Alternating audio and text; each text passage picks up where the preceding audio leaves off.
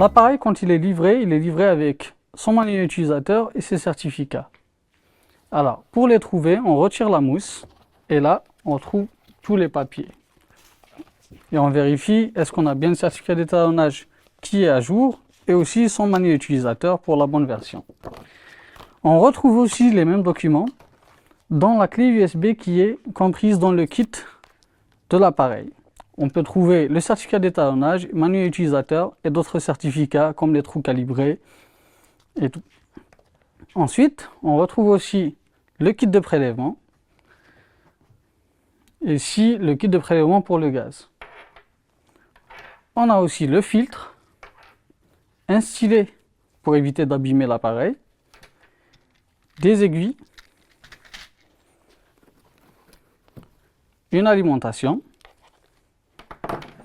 et on fait sortir l'appareil délicatement depuis sa valise.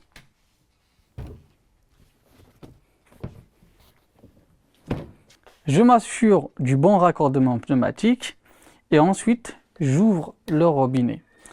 Et je précise qu'on doit alimenter l'appareil avec la pression avant de le mettre sur secteur pour éviter un démarrage sur de mauvaises références.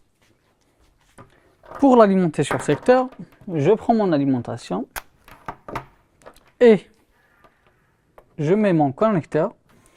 Et il faudrait savoir que si je le mets comme ça, il n'y a pas d'électricité. Je dois engager un quart de tour.